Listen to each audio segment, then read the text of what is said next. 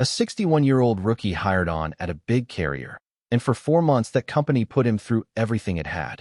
The worst loads, the worst dispatch, a trainer who took him apart in front of other men, and one driver helped him. One, a 31-year veteran named Odell Frazier, who never asked him a single question about himself. Then came the morning Odell Frazier destroyed his own spotless 31-year record to save that rookie's job. And the next day, the rookie didn't show up for work. He was standing on a stage.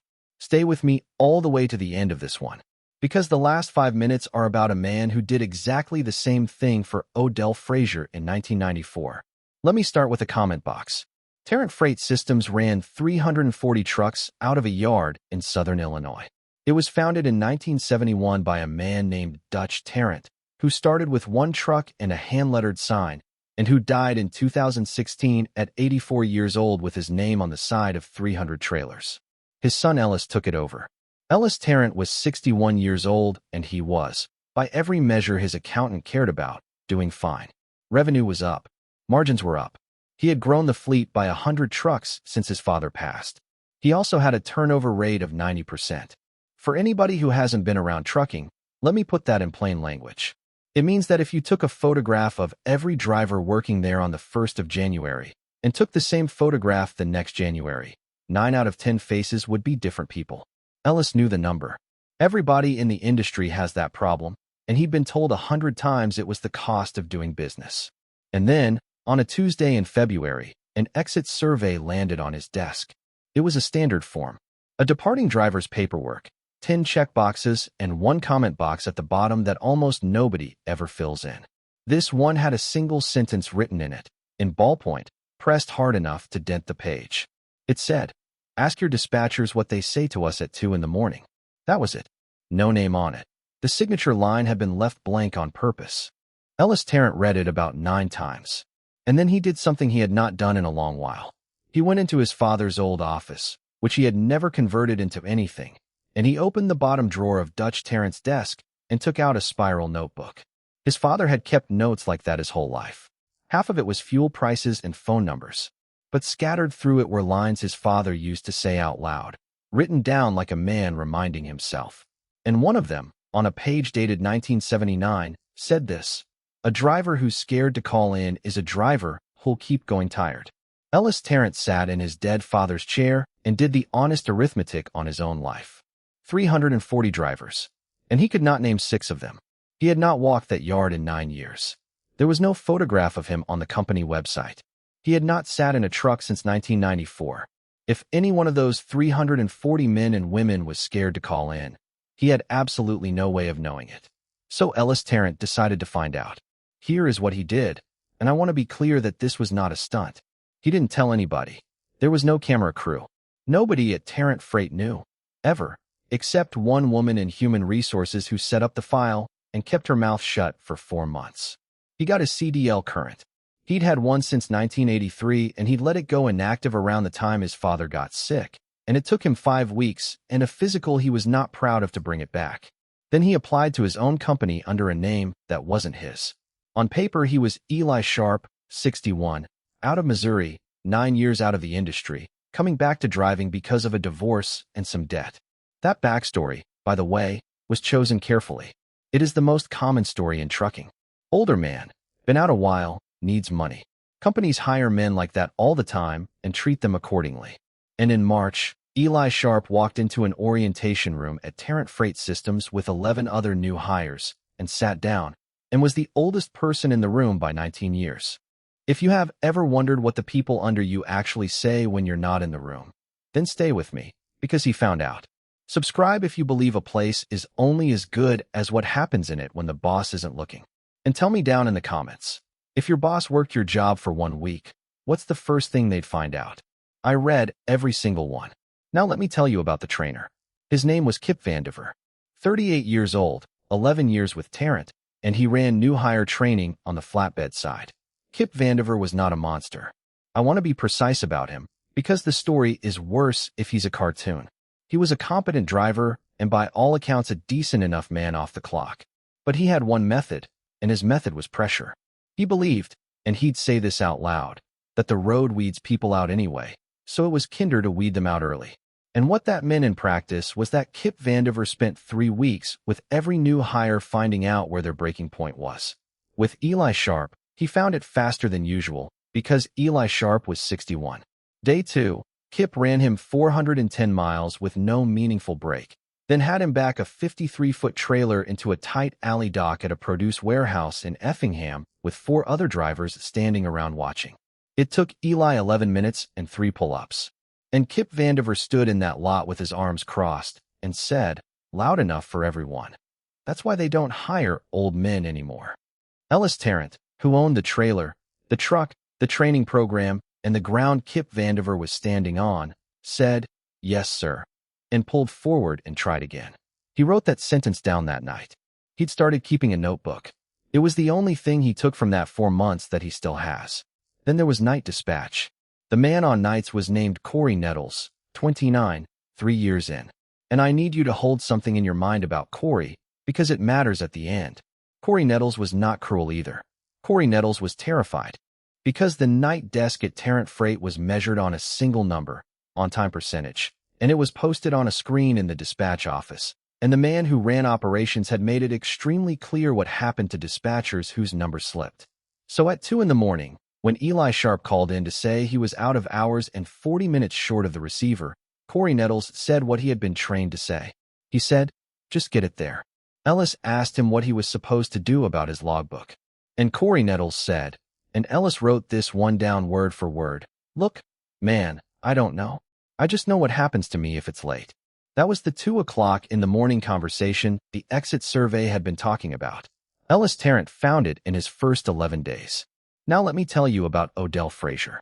Odell Frazier was 63 years old, and he had driven for Tarrant Freight Systems for 31 years. He had hired on in 1994, when Dutch Tarrant still walked the yard every morning. He was the second longest tenured driver in the company. His name was on a plaque in the lobby, the safety board, the one with the drivers who'd gone 25 years and up without a preventable accident. 31 years, spotless. No at-faults. Not one. If you don't drive for a living, that number probably sounds like a formality. It is not. A driver's safety record is the only thing he carries from company to company that nobody can take off him. It's his reputation, his insurance rate, his hiring power, and, for a certain kind of man, a very large part of his self-respect. 31 clean years is a life's work. Odell Frazier started helping Eli Sharpe in the second week, and he did it in the way that mattered most, which is to say quietly. He was on the same lanes. He'd get to a receiver 40 minutes ahead and walk the dock and figure out which door was actually open and which lumper was going to be difficult, and then he'd get on the radio and tell Eli before he pulled in. He fixed his paperwork twice, caught a bill of lading discrepancy that would have cost Eli a day's pay. And on a Sunday afternoon in April, Odell Frazier deliberately ran his own delivery 2 hours late so that he could sit in an empty lot in Terre Haute with a 61-year-old rookie and teach him to back a trailer properly. 2 hours. Cones made out of oil jugs. He didn't raise his voice one time. And here is the thing that Ellis Tarrant could not get over, then or now. Odell Frazier never asked him a single question about himself. Not his age. Not why a 61-year-old man was starting over. Not about the divorce or the debt or the 9-year gap. Nothing. He asked him if he'd eaten. He asked him if he needed a hand. That was the whole interview. Ellis says he understood, somewhere in that second month, that he was being handed the one thing he had never once been able to buy, and that he was accepting it under a false name. He wrote in that notebook, "I am lying to this man, and he is giving me the only real thing I've had in 9 years." I have to tell you what else he heard out there, because it was the part he didn't plan for. He'd expected to hear complaints. What he got was worse, because drivers talked freely in front of him. He was one of them. He was old and slow and clearly nobody's spy.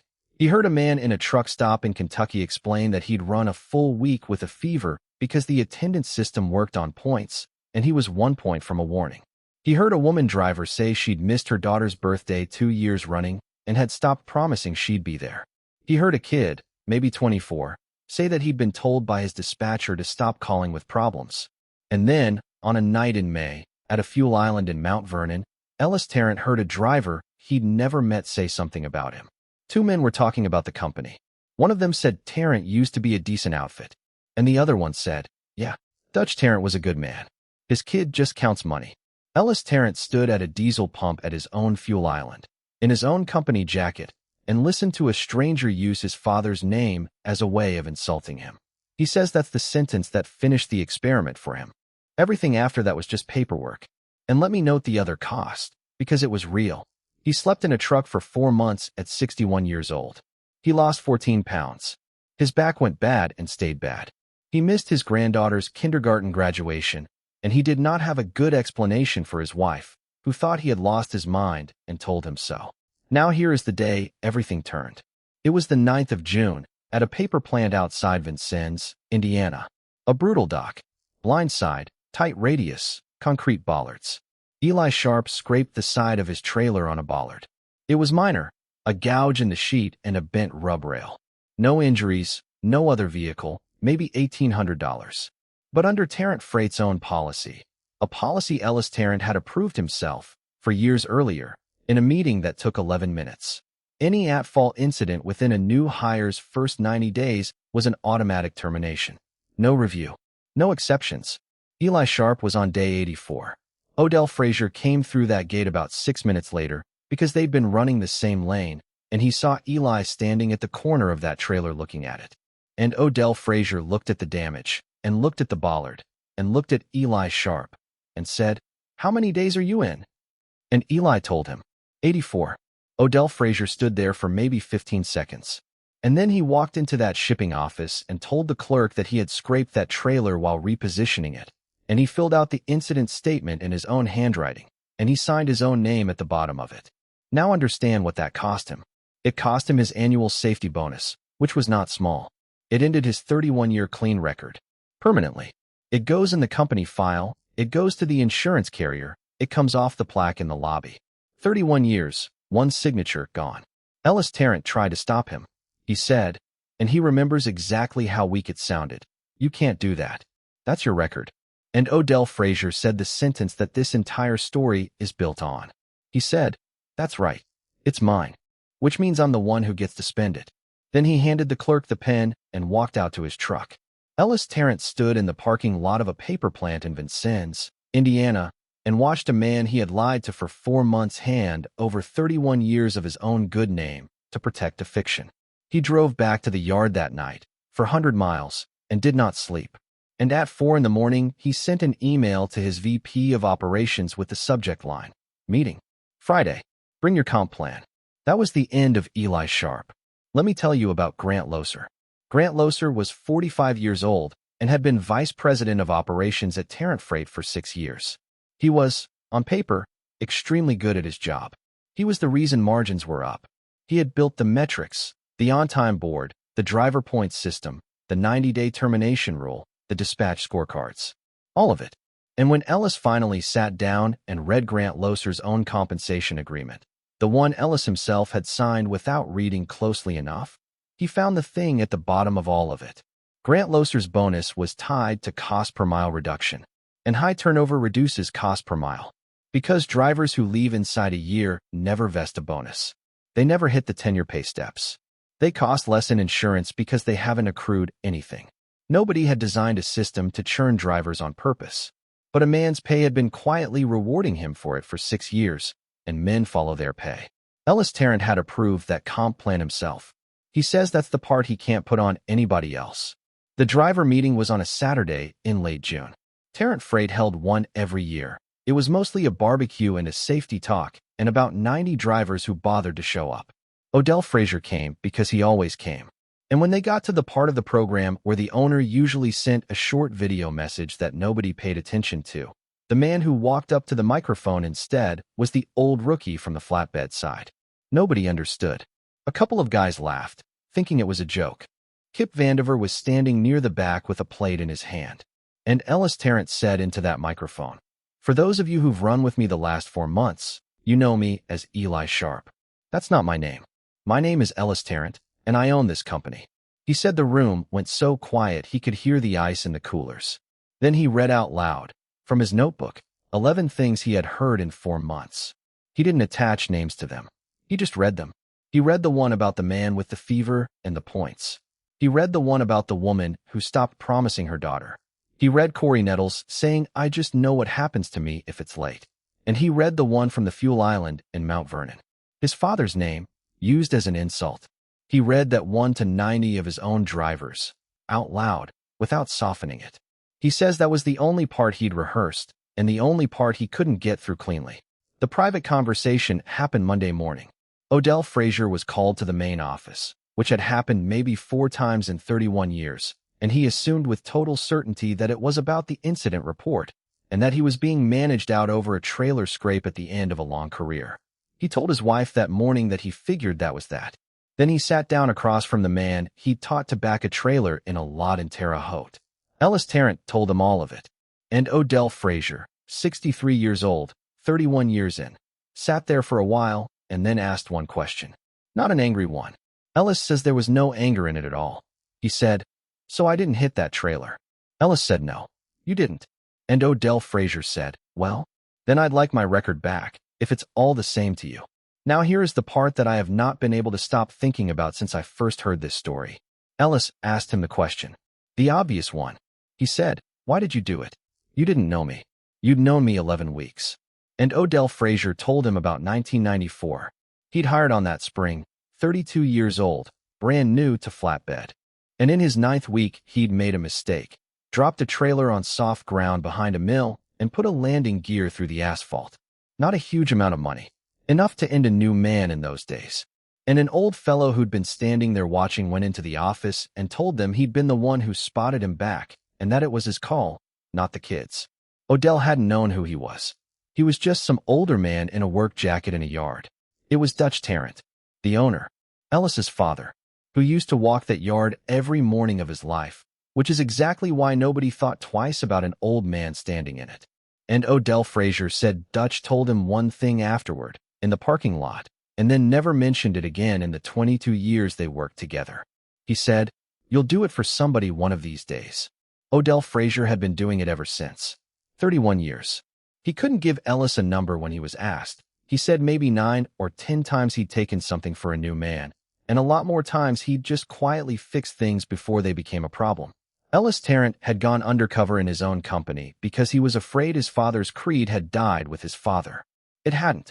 It had been out on the flatbed side the whole time, running the same lanes for 31 years, spending its own good name on strangers. Here is where everybody landed. Kip Vandiver was let go in July. Ellis says that was not a difficult decision, and he does not regret it. Corey Nettles was not fired. Ellis kept him, and that was deliberate, because Corey Nettles had been doing exactly what his scorecard paid him to do. The on-time board came down. The dispatch scorecards were rewritten. Corey Nettles is still there and is now, by the driver's own account, the best night dispatcher that company has ever had. Grant Loser was gone by the end of the month. His compensation agreement was the evidence. Ellis says the hardest sentence he had to say in that whole 4 months was in that meeting, and it wasn't to Loser. It was admitting out loud that he'd signed it himself without reading it. The 90-day automatic termination rule was abolished. There's a review process now. Odell Frazier's incident report was expunged. His record went back on the plaque in that lobby. And Ellis Tarrant offered him a director's position, real money, an office, a title. Odell Frazier turned it down flat. He said he had no interest in a desk, and he'd be no good at it. So he wrote his own job instead, and Ellis signed off on it. Odell Frazier still drives. But every single new hire at Tarrant Freight Systems now runs their first week with him. Not with a trainer on a scorecard. With Odell. Ellis asked him what he was going to teach them. And Odell said he wasn't going to teach them much of anything the first week. He said he was mostly going to ask them if they'd eaten. Turnover at Tarrant Freight Systems went from 90% to 31% over the following 4 years. Ellis will tell you that was 100 small changes and not one grand gesture, and that anybody who says otherwise is selling something. He also still has the notebook. He keeps it in the bottom drawer of his father's desk, next to the Spiral 1 from 1979. Ellis Tarrant spent 4 months lying to his own drivers to find out one true thing. Odell Frazier never asked him one single question, and that is exactly how he found it out. Some men frame the company creed and hang it in the lobby where everybody can see it. And some men sign it onto an incident report for a stranger and spend 31 years of their own good name paying for a promise an old man made them in a parking lot in 1994. Dutch Tarrant's creed didn't die with him, Ellis. It just left the office and went out on the flatbed side.